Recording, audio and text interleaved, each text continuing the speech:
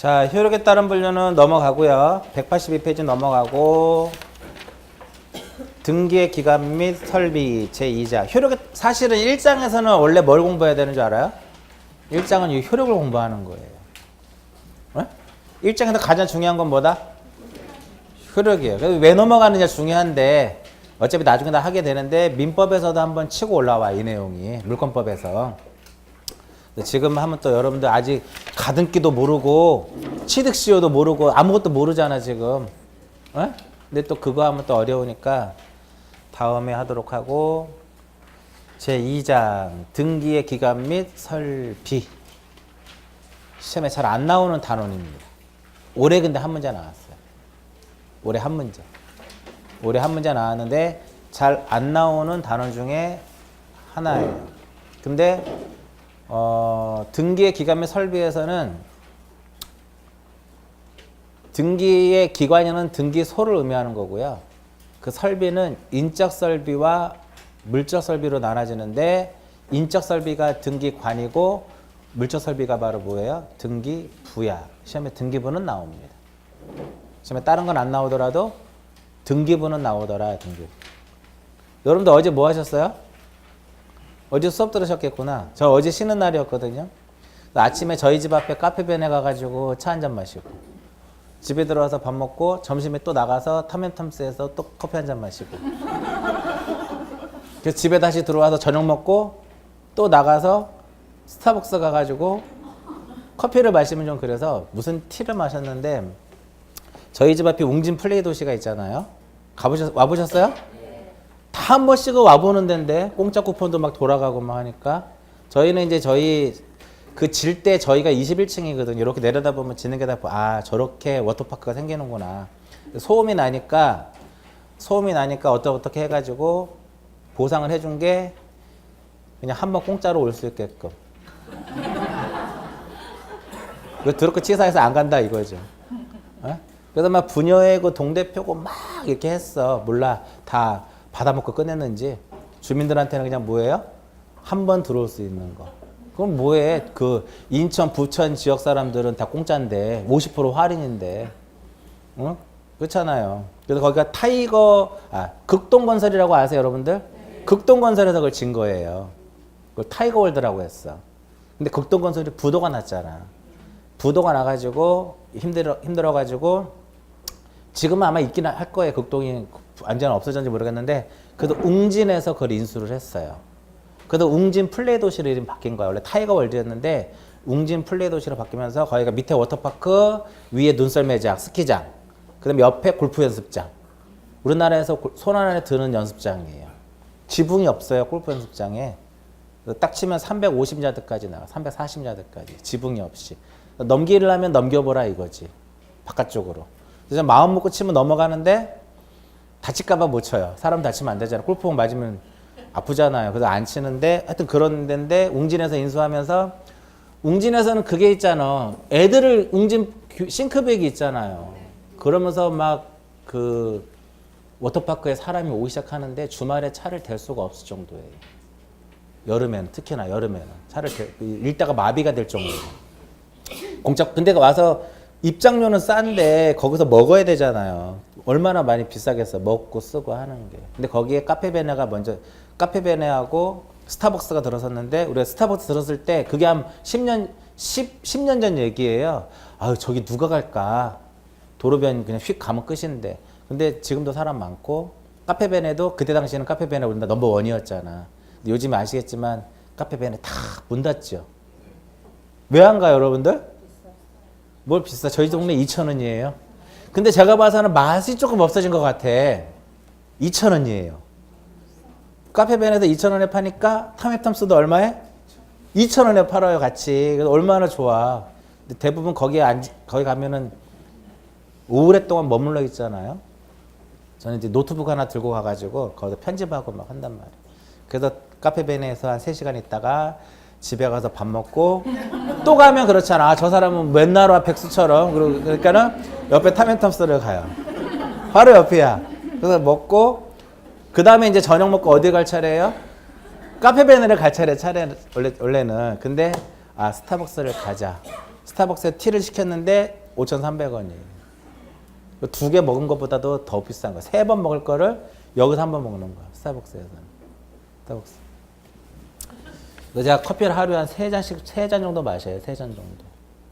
근데 단 거는 안 먹고 그냥 아메리카노만 마시는데 2,000원이면 싸잖아요. 2,000원이면. 옛날에는 뭐 마셨어요?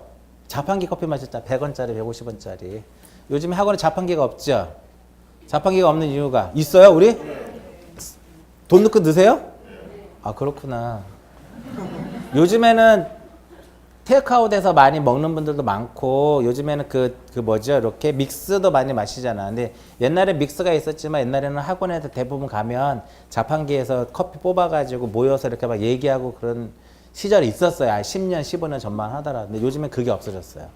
예전에는 큰 학원은 자판기의 수익금을 가지고 학원 직원 월급도 줬단 말이에요. 가능하죠. 만약에 학원 인원이 1,000명이야. 하루에 한 잔씩만 마셔도 1,000잔을 파는 거잖아. 200원짜리를. 그럼 나오죠. 그 원가 얼마 되지도 않을 텐데. 학원 직원도 그거를 한 달 30일 동안 1,000잔에 1,000잔 곱하기 30 하면 3만 잔이잖아요. 그 월급 나오죠. 당연히 직원도 월급. 직원도 월급 뭐 1,000만 원씩 주는 건 아니잖아요. 그렇게 해서 했었다. 근데 요즘에는 자판기 잘 안 돼요.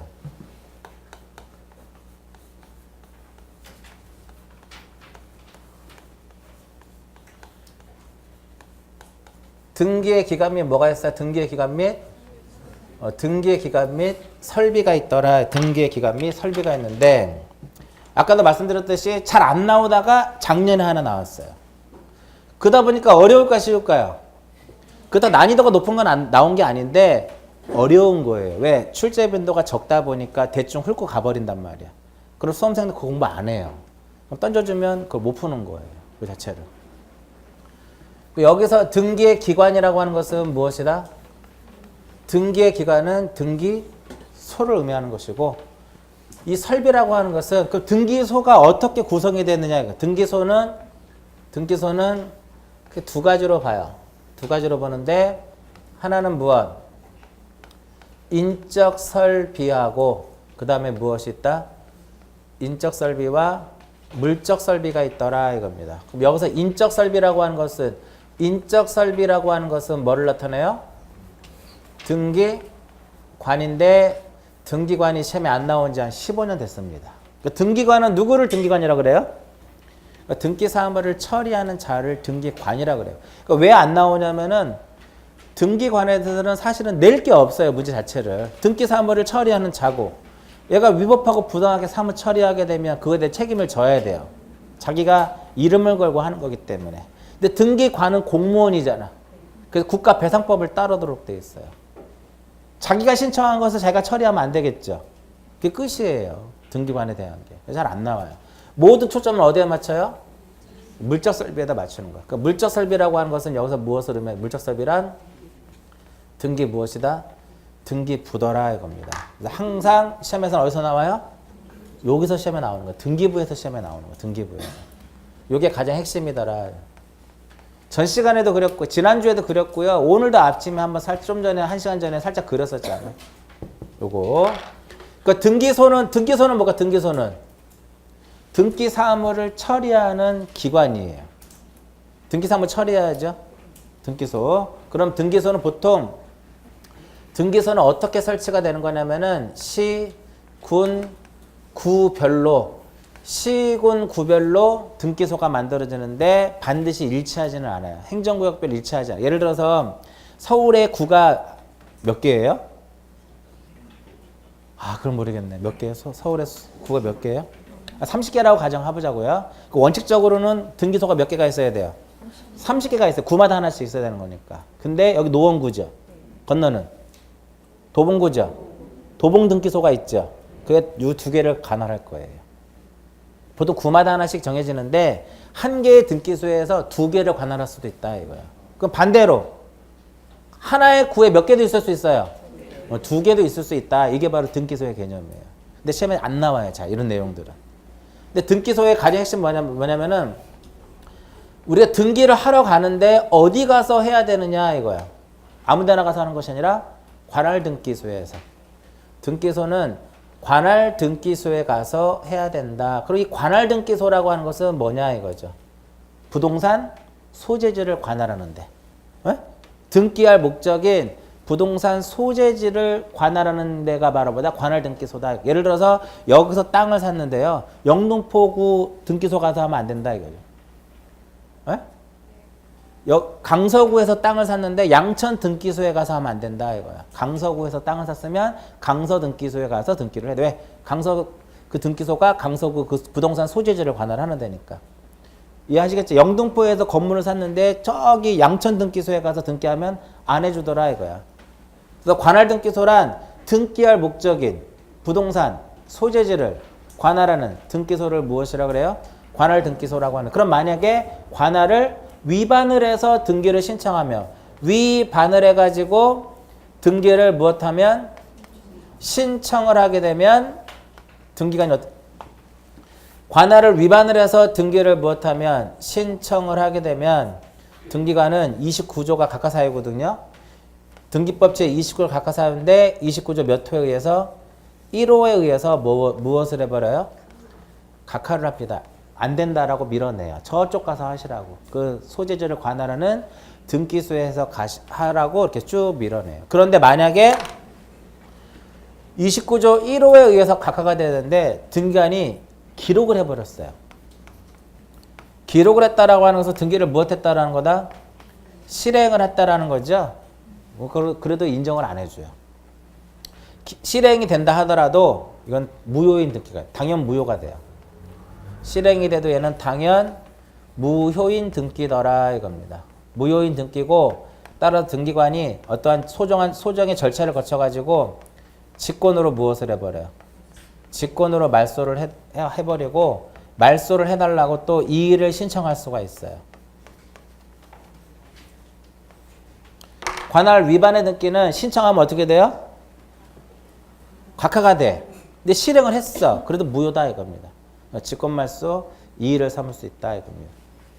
등기소 설치는 등기소 의의에 보시면 등기사무는 의의에 보시면 등기사무를 담당하는 권한을 가진 국가기관으로서 지방법원, 지방법원 지원, 등기소를 뜻한다. 그래서 그다음에 2번에 뭐라고 써있어요? 대법원의 등기가 나오죠. 대법원의 등기관은 등기사무를 처리하지 않아요. 그러니까 처리해야만 등기소라고 취급을 해요.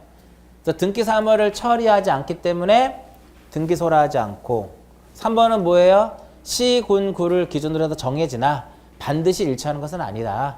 하나에서 두 개 있을 수도 있고 그런 건 실제 잘 안 나와요. 밑에 관할등기소. 관할등기소는 등기사무는 부동산 무엇을? 소재지를 관할하는 등기소에 가서 해라 이겁니다. 근데 관할 위반의 등기는 뭐다? 1호에 의해서 각하가 되는데 실행이 돼도 무효이더라 이겁니다. 무효보다 더 중요한 게 뭐예요? 직권말소예요. 직권말소. 다음 페이지. 원칙은 어디 가서 하자는 거예요? 원칙은 여기 가서 하자 이거야. 원칙은. 근데 원칙이 있으면 뭐가 있어요? 예외가 있더라 이겁니다. 예외에서 작년에 시험에 나왔던 것 같은데 예외는 관할을 무엇 받는 경우가 있냐면 지정을 받는 것이 있고 관할의 위임이라는 것이 있어요. 관할 지정과 관할 위임인데 작년에 아마 시험에 나왔으면은 이게 또 세부적인 내용이 나온 것이 아니라 관할을 위임하는 사람은 누구냐면은 대법원장이에요. 관할의 위임권자 오른쪽 페이지 보면 나와 있죠. 187페이지 상단에 나와 있죠. 그러니까 여러분들 입장에서는 그냥 관할의 위임권자는 누구다? 대법원장이다. 요것만 하나 기억하시면 돼요. 그 관할의 지정권자는 누구냐 이거지. 관할을 지정해주는 사람은 상급법원장. 관할의 지정권자는 상급법원장이다라고 얘기를 해요. 과거에는 이 관할의 지정 문제가 한 2번 나온 적이 있습니다. 근데 어떠한 지역을 물어보는 것까지도 시험에 나왔어요. 여기서 상급법원장은 누구냐면은 지방법원장이 될 수도 있고요. 지방법원장이 같으면 동일 지방법원이면은 그 위에 상급법원장이 누구예요? 고등법원장이야. 그 고등법원의 상급은 또 뭐예요? 대법원장이에요. 관할의 지정권자는 지방법원장이 될 수도 있고 고등법원장이 될 수도 있고 대법원장이 될 수도 있더라. 그때 다르다 이거예요. 에? 그 시험에 관할의 지정권자는 대법원장이다. 그럼 틀리다 이거예요. 지방법원장이다. 틀린다 이거예요. 고등법원장이다. 그것도 틀리더라 이거예요. 그럼 지정은 도대체 뭐냐 이거죠. 관할의 지정이라고 하는 것은 뭐냐면 이렇게 있으면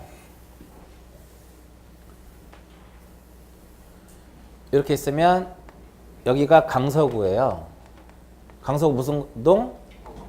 그렇지. 강서구 화옥동. 화옥동이 엄청 넓어요. 여러분들 안 가보셨죠? 본동부터 해가지고요. 10몇 동까지 있어요. 근데 화옥동은 집값이 좀 싸죠. 옆에 붙어있는 목동은 비싸고. 목동이 비싼 이유는 목동은 양천구예요. 목동은 양천구라고. 양천구. 양천구에 이제 뭐가 있어요? 신월동이 있더라. 목동 쓸 줄 알았죠, 제가. 신월동 이렇게. 목동은 안 살아봐서 안 쓰는 거야. 예전에 저희 어렸을 때 목동은 영등포를 가기 위한 그냥 논을 지나가는 길에 불과했어요. 그러다 갑자기 거기다가 이제 목동 아파트를 짓고 이렇게 한 건 옛날에는 완전 논 벌판이었어요. 자, 지번부여적이 같아 달라요? 화옥동이라고 하는 지번부여적이 있고 신월동이라고 하는 지번부여적이 있어요. 한 필지 성립이 돼야 안 돼? 왜 안 돼요? 한 필지 돼요? 안 되죠. 왜? 지번부여적이 다르잖아. 지번부여적이 동일해야만 1필지가 돼. 1필지로 정할 수 있는 기준, 지번부여적 안의 토지로서 소유자와 용도가 동일하고 집안이 연속돼야 된다. 용도가 달라도 양입해 주는 경우 있죠? 주된 토지에 편입시킬 수 있다 그랬잖아. 요건이 뭐예요? 편의를 제공하기 위해서 설치되거나 접속되어 있거나 둘러싸여 있으면서 다른 용도로 사용하고 있어야 된다. 제한 사유 있었죠? 지목이 무엇인 경우? 대. 면적 얼마? 10%를 초과하는 경우. 또 얼마? 330을 초과하는 경우. 제곱미터. 그래서 토지는 관할 지번부여적을 달리해서 1필지 성립이 안 되기 때문에 관할의 지정에 문제가 안 돼요. 근데 여기 뭐를 이렇게 건물을 A라는 사람이 여기다 뭐를 신축을 했어요? 건물을 신축을 했어요. 여기 강서 등기소가 하나 이렇게 있다고. 여기는 뭐가 있어요? 양천 등기소가 있어요. 양쪽 가서 하면 안 되죠. 우리나라는 하나의 부동산에 대해서 하나의 등기 기록만 있어야 돼. 근데 여기 가서도 등기하고 여기 가서도 등기를 하게 되면 중복 등기가 발생하는 거죠. 그죠? 누가 신축을 했어요? A가 신축을 했죠. 그 고민스럽죠. 얘 똑똑한 사람이에요. 왜 똑똑해요? 관할의 지정을 아니까. 대한민국 사람이 관할의 지정을 어떻게 알아? 명의인의 표시의 변경 여러분들 알아요? 아까 설명해드렸죠. 여러분들이 화곡동에서 신월동으로 이사 가면 집을 샀는데 꼭 거기서 안 살잖아. 그 여기 사면 이 집으로 올라가죠. 근데 이거 옮겨가면 주소 밖으로 등기소 가야 돼요. 근데 안 간다고 다들. 왜? 안 가도 크게 나한테 불이익 받는 거 없거든요. 자, A가 건물 신축을 해서 그럼 얘 고민스럽죠? 뭐가 고민스러워요? 등기를 해야 될 것 같은데 등기를 만약에 해야 된다 이거. 그럼 여기 가서 등기를 해야 될 것이냐 여기 가서 등기를 할 것이냐 고민스럽다 이거. 그러면 A가 누구한테? 상급 법원장에게 관할을 지정해 달라고 신청을 딱 해요. 그러면 신청을 받은 상급 법원장이 관할을 지정을 해줘요. 너 강서 등기소에 가서 해라. 그러면 그 지정받은 등기소만이 저 부동산을 관할하는 권한을 갖는 거야. 강서 등기소에 가서 하라고 했는데 어디로 가서 하면? 양천 등기소에 가서 하면 위반이에요. 왜냐면 관할을 지정해줬음을 증명하는 것을 가지고 가서 해야 되는 거거든. 그 등기 여기서 했죠? 알려줘야 돼 이쪽에다가. 여기서 또 하면 또 중복등기 발생하는 거예요. 이게 끝이에요. 그러면 여기는요. 화곡동하고 신월동은 옛날로 따지면 서울지방법원 관내야. 동일 관내야. 그 누가 지정을 해주는 거예요? 서울지방법원장이 관할을 지정해 주는 거예요. 근데 지금은 바뀌었죠. 서울지방법원이 어떻게 나눠져요? 남부지원, 북부지원, 동부지원으로 나눠진다고. 얘는 남부지원이에요. 어? 이해하시겠죠? 그 다음에 또 하나. 이거 들어만 보세요. 안양에 가면 안양에 보면 석수동이라는 동이 있어요. 경기도죠, 안양시는. 그다음에 옛날에는 구로구 시흥동이 있었죠. 지금은 구로구가 아니라 무슨 구야? 금천구죠. 금천구 시흥동이 있었다 이게. 금천구 시흥동. 여기에 뭐를 졌어요? 이렇게 건물을 졌어요. 그 얘는 어디가 돼요? 얘는 수원지방법원이고요. 얘는 서울지방법원이야. 그 지방법원이 다르죠. 그럴 때는 누가? 고등법원장이 관할을 지정해 주더라 이겁니다. 얘는 지방법원이 다르잖아. 그 다음에 또 하나 충북 영동이라는 데가 있어요. 포도로 유명한데. 그 다음에 경북에 뭐가 있어요? 김천이 있어요. 얘는 대전이에요. 대전 고등법원이고 얘는 부산 대구인가 그래요. 그럼 고등법원을 달리하죠. 그럼 누가? 대법원장이 이렇게 관할을 지정해 주는 거예요. 옛날에는 이렇게까지 시험에 나왔는데 지금은 다 그냥 보지 마시고 관할의 지정권자는 누구다? 상급법원장이더라 이겁니다. 그렇게만 일단 기억하시라 이거지. 그 상급법원장이 직권으로 하는 거 아니죠? 건물을 신축한 자가 지정해달라고 신청을 해. 그러면은 지정을 해줘요. 그럼 지정을 받았죠? 그거 서류 가지고 가서 지정받은 등기소에서 등기를 해. 거기서 다른 등기소도 알려줘요. 거기까지. 이해하셨죠? 지정은 뭐다? 건물이 걸쳤다 이거야. 그럴 땐 지정을 받는데 누가 해줘요? 상급법원장이 해주더라 이겁니다. 그 다음 또 왼쪽에 186페이지 왼쪽에 지정에 대한 문제가 많은데 한 페이지죠. 읽어보시면 좀 전에 간단하게 설명한 그런 내용들이에요. 토지는 지정의 문제가 발생하지 않죠. 왜? 왜 토지는 지정의 문제가 발생하지 않아요? 지번부여적을 달리해서 1피 성립이 안 돼요. 요렇게 한 필지, 요렇게 한 필지더라 이겁니다. 자, 위임 보세요. 위임은 뭐냐면 위임은 뭐만 나와요? 위임권자 누구다? 대법원장이다. 요게 핵심이에요. 위임권자는 대법원장이다 이겁니다. 자, 여기에 등기소가 여기 화곡동이라고 또 예를 들어 화곡동. 여기에 등기소가 하나 이렇게 있어요. 여기는 이제 신월동이에요. 신월동인데 여기에 등기소가 하나 이렇게 있어. 근데 여기에 높은 산이 하나 있어요. 중간에 강도 하나 이렇게 있어. 그러면 여기에 있는 사람들은 등기를 하러 가려면 여기 가야 돼, 여기 가야 돼요. 여기 가야죠. 관할이 여기니까. 그러면 물도 건너야 되고 산도 넘어야 되잖아. 불편하죠? 그러니까 대법원장이 그러지 말고 니네들은 이쪽 가서 하라 이거야. 관할을 위임시켜주는 이게 관할의 위임이에요. 교통사정이라든지 기타 등기사무 처리하는데 곤란할 때는 대법원장이 여기에 했던 권한을 다른 등기소에다가 위임을 시켜주는 게 바로 관할 위임이에요. 그 뭐라고 써있어요? 의에 대법원장은 어느 등기소의 관할에 속하는 사무를 다른 등기소에 무엇할 수 있다? 위임할 수 있다. 거기까지만 읽어보시면 거기까지. 다른 거 보지 않으세요. 그 위임권자 누구? 대법원장이더라 이겁니다. 그 다음에 이제 또 하나 이제 무엇이냐면은 관할에 무엇이 있어요? 변경이라는 게 있어요.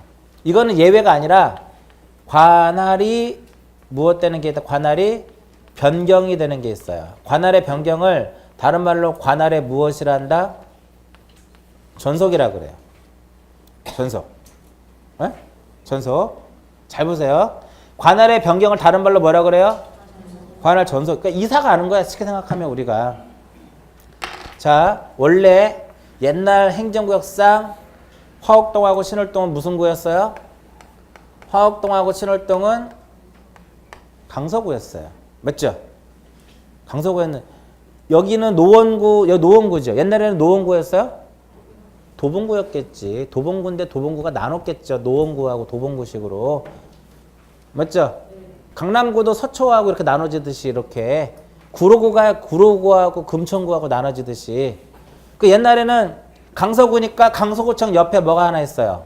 강서등기소만 하나 딸랑 이렇게 있었다고. 근데 90년도에 나눠지죠. 강서구하고 뭐로? 양천구로. 그러면서 얘는 이제 여기 신월동은 뭐로 바뀌어요? 양천구죠. 그러면 기준은 어디서 관할을 했어요? 강서등기소에서 관할을 했잖아. 그럼 관할이 바뀌는 거죠. 이걸 관할의 전속이라 그래요. 그럼 여기 등기소에서 할 역할은 뭘까요? 관할의 이 등기소에서 하는 역할은 권한을 넘겨줘야죠. 이쪽에다가. 끝. 여기 관할의 전속이에요. 관할의 전속이 되면 A 등기소에서 관할을 했던 것이 어디로? B 등기소로 관할이 바뀌는 거예요. 그래서 관할의 변경인 거야. 여기서 하는 역할은 뭐예요? 권한 넘겨줘라 이거야. 등기 사무를 처리할 수 있는 권한을 다른 이쪽에다 어떻게 넘겨주는 역할을 하는 게 바로 뭐다? 관할의 전속. 넘겨받았죠? 여기서 받았죠? 그럼 표제부에다가 관할의 전속이라고 써주는 거예요. 절차에 1번에 뭐라고 써있어요? 마지막에 권한을 넘겨줘라 이거지. 권한을 넘겨줘라 이거야. 그럼 2번에 뭐예요? 넘겨받은 등기소에서는 표제부에다가 관할의 변경을 쓴다 이겁니다. 그러니까 이게 난이도가 어렵게 나오면 어떻게 나오냐면요. 관할이 바뀌죠? 그럼 기존의 등기소에서 표제부에다가 관할의 변경 사유를 쓰고 권한을 넘긴다. 그럼 X가 되는 거야. 권한을 넘겨주면 넘겨받은 등기소에서 표제부에다가 관할의 변경이라고 써주는 거야. 등기사무는 등기소에서 처리하는 거죠. 여기서. 그죠? 근데 만약에 등기사무는 정지되지 않는 것을 원칙으로 해요. 근데 경우에 따라서는 등기사무를 무엇할 수 있다? 정지시킬 수 있어요. 일정한 기간을 기간이 딱 정해져 있는 것이 아니라 일정한 기간을 정해가지고 등기사무를 정지시킬 수 있어요. 누가? 대법원장. 이것만 기억하시면 돼요. 등기사무 정지권자는 누가 된다? 대법원장이더라 이겁니다. 그래서 어떠한 기간을 정해놓고 요 기간 동안에 등기사무를 무엇시켜요? 정지시켜버려요. 그런데 만약에 정지기간 동안에 등기를 무엇하면 정지를 했는데도 불구하고 신청을 하게 되면 그때는 몇 호에 의해서? 2호에 의해서 각하가 돼요. 등기사무를 정지시켰는데 A라는 사람이 등기소에 가가지고 등기를 해달라고 신청을 했어. 그럼 2호에 의해서 안 된다라고 밀어내요. 근데 실행이 됐어. 무효다 이겁니다. 그래서 관할 1호하고 2호. 1호를 위반하고 2호를 위반했는데 등기가 이루어졌잖아요. 그럼 똑같이 가는 거야. 당연 무효고 직권만 쓰고 이의를 삼을 수가 있더라. 자, 등기법이 아직 초창기인데 등기법 29조가 1호부터 11호까지 11가지 사유가 있어요. 그럼 시험에 이렇게 나온다고. 다음 중 실행된 등기에 대해서 이의를 삼을 수 있는 경우는 이렇게 시험에 나오면 1호하고 2호 중에 하나를 찾으라는 소리예요. 3호부터 11호까지는 이의를 삼을 수가 없어. 에? 나중에 나와요. 실행된 등기에 대해서 이의를 삼을 수 있는 거다 하면 뭘 찾아요? 1호 안에 만약에 관할 위반이 눈에 들어오면 그거 쓰라 이거야. 2호는요. 가지수가 100가지 돼요. 2호에 해당되는 게. 그럼 나중에 하다 보면 다 외워져요. 저절로. 그래서 등기소에 대한 내용은 어디가 다예요? 이게 다예요. 눈에 보이는 게 다예요. 그 낼 게 별로 없다라는 거야. 근데 관할 등기소는 시험에 많이 나오겠죠. 그래도 왜 29조 각하사유 중에 첫 번째니까. 응? 근데 뭐만 나와요? 관할 위반도? 관할 등기소에서도 관할을 위반하면 실체관계와 부합 여부를 따지지 않고 실행돼도 무효더라 이겁니다. 아시겠죠? 직권말소가 되고 이의를 삼을 수가 있더라. 관할의 변경 거의 나온 적 없어요. 10년 동안 따졌을 때. 이게 관할 등기소에 대한 내용이더라. 이거 등기소에 대한 내용. 그러니까 등기소가 도대체 뭐냐 이거지. 말 그대로 등기 사무를 처리하는 기관이에요. 간판에 등기소라고 써있는 건 뭐예요? 등기소예요. 근데 저기 제가 지난주 수요일 날 여기 수업 끝나고 저기 구로에 수업을 하러 가는데 차를 끌고 가는데 영등포에 등기소가 하나 있어요. 거기에 서울 남부 등기국이라고 써 있어. 그것도 뭐다? 등기소예요. 등기소예요. 그다음에 관할 등기소는 의미가 뭐예요? 등기는 어디 가서 해야 돼요? 등기할 목적인 부동산 소재지를 관할하는 등기소에 가서 해야 되는데 관할을 위반해서 실행. 그러면 관할을 위반을 해서 등기를 신청을 했어. 접수 받아 안 받아? 각하를 했다는 소리는요. 받았다라는 거야. 그래서 핵심은 접수는 어떠한 경우라도 거부할 수가 없어요. 등기관은 서류가 미비해도 받아야 돼. 받아야만 심사를 해서 각하라는 거잖아. 심사를 했다는 소리는 접수를 받았다라는 거죠. 접수는 어떠한 경우라도 거부할 수가 없어요. 이해하셨죠? 위반을 하더라도 받는 거야. 접수를. 받아서 심사해야죠. 등기부에 기록할 것이냐 말 것이냐. 보니까 엉뚱한 데야. 여기 관할이 아니야. 밀어내더라 이거. 접수는 절대 거부할 수 없어요. 시험에 나와요. 접수는 거부할 수 없어요.